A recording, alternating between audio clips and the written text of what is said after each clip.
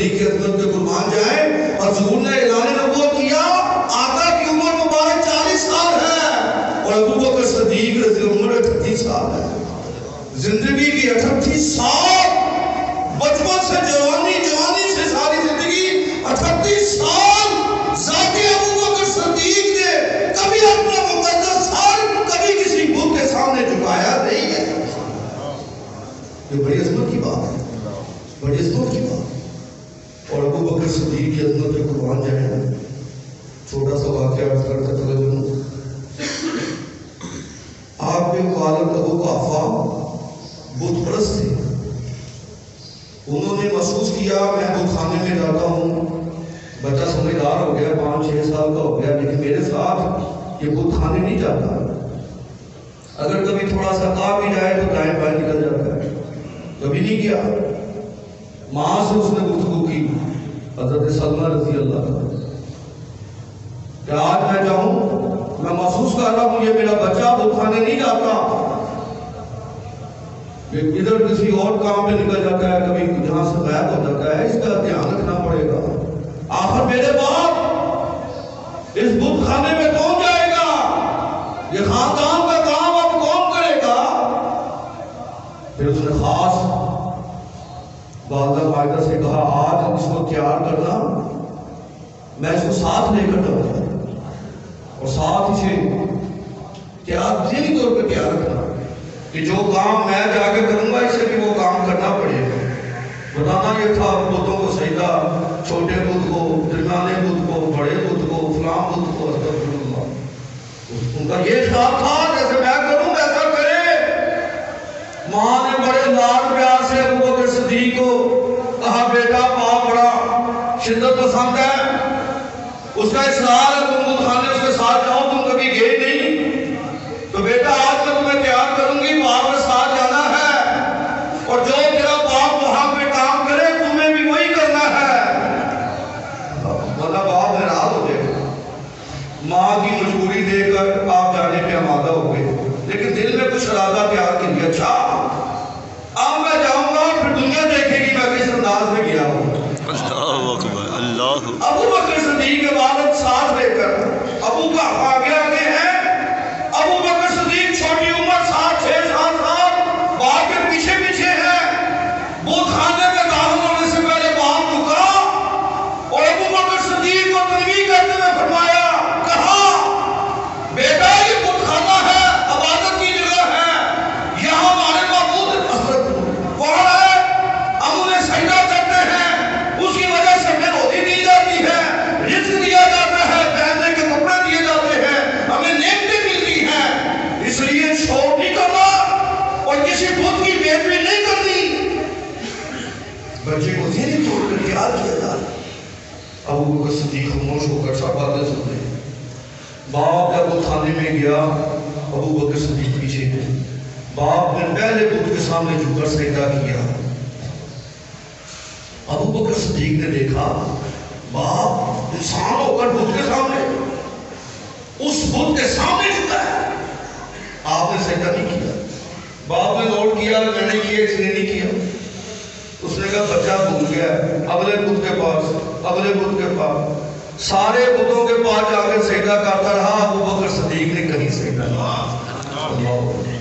اس کے بعد ابو قحافہ اس بت خانے میں مخصوص جگہ پہ بیٹھ کر اب اپنی التجائیں بت کے سامنے پیش کر رہے ہیں. تو ہمیں روزی دے، تو ہماری مشکل کشا کر، تو ہماری حاجت روا کر. میں کر دینا چاہتا ہوں 1400 سال کے بعد وہ اسلام کا کتنا ظالم انسان ہے جس نے بتوں کی آیتوں کو اللہ کے ولیوں پہ تسبیح کر دی ہے. بت وہ ہے جو سنتے نہیں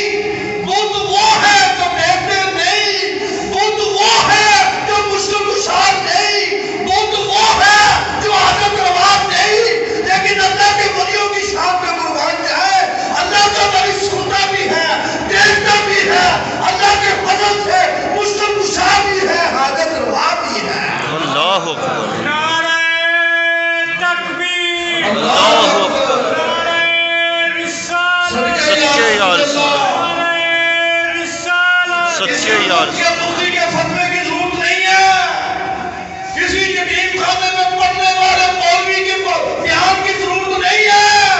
ولی زندہ ہے کہ نہیں، ولی حضرت روا ہے کہ نہیں، اسے خواجہ غریب نواز خواجہ معین الدین چشتی کی عدالت میں لے آ۔ اللہ خواجہ صاحب کا نام بیان فرمائیں گے، ولی مشکل کشا بھی ہیں، حاجت روا بھی ہیں، دیکھتے بھی ہیں، سنتے بھی ہیں۔ 40 دن خواجہ صاحب داتا علی بیری کی چوکھٹ پہ حاضری دی ہے، 40 دن، اور داتا گنج بخش علی بیری کو زندہ سمجھ کے حاضری دی ہے، بے شک زندہ سمجھ کر۔ میں ان لوگوں کی باتیں نہیں کرتا جنہوں نے مسلمان کو مشرک کہنا شروع کر دیا۔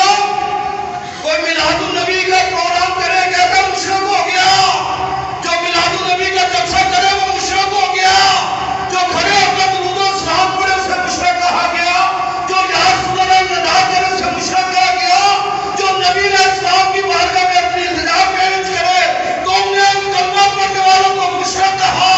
میں مبلغ اسلام خواجہ غریب نواز کا وعدہ دیتا ہوں، جس نے 90 لاکھ کافروں کو کلمہ پڑھا کر نبی کا غلام بنایا ہے۔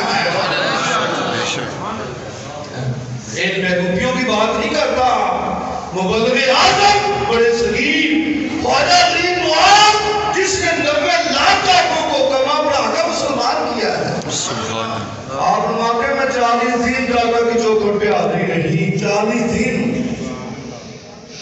میں اپنی التجا اپنی مناجات داتا کی بارگاہ میں پیش کی، مجھے کوئی جواب محسوس نہ ہو، محسوس نہ ہو۔ آخر میں آپ کی چوکھٹ پہ حاضر ہو کر میری آنکھوں سے آنسو جاری ہیں اور میں کہہ رہا ہوں یا حضرت مجھے اجازت دے دیں۔ اندر سے آواز آئی کیا بات ہے، غمگین ہے؟ خواجہ صاحب فرماتے ہیں میں نے عرض کیا حضرت صاحب 40 دن مناجات پیش کرتا رہا، اندر سے کبھی جواب نہیں آیا۔ آپ نے فرمایا بیٹا یہ بات نہیں ہے کہ میں تیری مناجات کو قبول نہیں کیا، جواب میں نے اس لیے نہیں دیا تو 40 دن بیٹھ کر جب قرآن پڑھتا تھا تو مجھے امام حسین کا قرآن پڑھنا یاد آ جاتا۔ اللہ اکبر اللہ اکبر اللہ اکبر۔ اور رہی یہ بات کہ میرے آستانے سے آ کر تو خالی چلا گیا، ایسا نہیں ہوگا، ایسا نہیں ہے۔ تو آیا ولی کامل تھا، جائے گا سلطان الہند بن کے جائے گا، اسلام کا مبلغ بن کے جائے گا۔ اور یہ میں بات بس کر دوں، دین کے ماننے والوں اگر کسی کو دین کا پیشوا ماننا ہے، اگر کسی کو دین کا امام ماننا ہے، اس کا عقیدہ دیکھا کرو۔ لاہور میں آئے اور میرے دادا کے بازار پہ نہ جائے، بیروتیا ہے، اللہ کا ولی وہی ہوگا، لاہور میں آئے گا میرے دادا کی قدموں میں حاضری دے گا۔ بے شک بے شک پیر احمد نبی کے نور داتا حضور داتا حضور اما اب وہ ابو کا وہاں بیٹھ کر اسے بات زیادہ ہو گئی، ولیوں کا مذاق بت نہیں ہے، بت ظالموں تم بت ہو جس نے امت مصطفیٰ کو مشرک کہنا شروع کر دیا، تم اسلام کے بت ہو۔ ولی سنتے بھی ہیں، دیکھتے بھی ہیں، مشکل کشائی بھی کرتے ہیں۔ بے شک بے شک ابو کا مناجات بدھ کو کر رہا تھا، ابو بکر صدیق سارے بدھوں سے ہو کر بڑے بدھ کے سامنے آ گئے اور وہاں کے اس بات کے مطابق ایک بدھ کے سامنے کھڑو کر ابو بکر صدیق نے کہا تو ہمارا معبود ہے، میرا باپ کہتا ہے میں بھوکا ہوں، مجھے کھانے کے لیے دو، میرے تن پہ قمیض نہیں ہے، مجھے کپڑے دو، میری فلاں مشکل کرو، آسان کرو۔ فرماتے کوئی جواب نہیں آیا، کوئی جواب نہیں آیا۔ ابو بکر صدیق کے ہاتھوں میں ایک پتھر تھا، آپ نے فرمایا اگر تو معبود ہے، نوز باللہ تو اتنی پاور ہے تو میں تجھے توڑنے لگا تو اپنے آپ کو بچا لے۔ اللہ آپ ابو بکر صدیق نے سنت ابراہیمی ادا کرتے چھوٹے سے ہاتھوں میں پتھر پکڑ کر بڑے بت کو مارا جو پہاڑ کا ٹکڑا تھا، بڑا مضبوط، لیکن اس چھوٹا سا پتھر اس بڑے بت کے ساتھ کیا ٹکرایا؟ ایٹم بم بن گیا، ایٹم بم بن گیا۔ سنت ابراہیمی ادا ہوئی، بت باش ہو گیا، باش ہو گیا۔ آواز ہے بڑی دھرم کی بات ہے، باپ نے سنا، وہ سمجھ گیا وہ میرے بیٹے نے کچھ کام کر دیا ہے۔ بھاگتے ہوئے آئے، دیکھا ابو بکر صدیق نے بڑے بت کا خانہ خراب کر کے رکھ دیا، بیڑا غرق کر دیا، ستیہ ناش کر دیا۔ اور تم نے یہ کیا کیا؟ مار بھاگتے ہوئے بلخانے سے نکلے، گلیوں سے ہوتے ہوئے گھر میں آئے، ماں کی محبت میں چھپ گئی۔ یہ ماں کا جذبہ ہے، بچہ جتنا بھی گناہگار ہو ماں پھر بھی سینے سے لیکن حضور کا فرمان ہے خدا وہ ہے جو ماں سے 70 گنا زیادہ محبت کرتا ہے۔ بے شک جب ماں کی محبت اتنی بے مثال ہے تو خالق اور مالک رب کی محبت کیسی ہوگی؟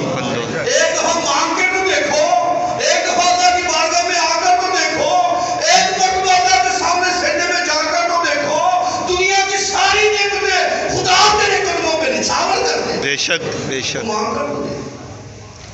ابو قحافہ پیچھے پیچھے بھاگتا ہوا ہے، دیکھا ابو بکر صدیق ماں کی محبت چھپے ہوئے، کہاں گیا؟ ماں نے پوچھا کیا ہوا؟ وہ بیڑا غرق کر دیا، خاندان کی ناک کاٹ کے رکھ دی، ہمارے اس خدا کو بیت المقدس کر دیا۔ ماں نے کہا ابو قحافہ تو یاد پتہ چلا ہے میرا بچہ دشمن ہے، بتوں کا دشمن ہے۔ جب سے بھی یہ میرے پیٹ میں پیدا ہونے سے پہلے آیا، جب تک پیدائش تک میرے پیٹ میں رہا، میں اپنی کوشش کے باوجود کبھی کسی بت کے سامنے سر نہیں جھکا سکتا۔ اللہ یہ ابو بکر صدیق کی شان ہے، ابو بکر صدیق کی شان ہے۔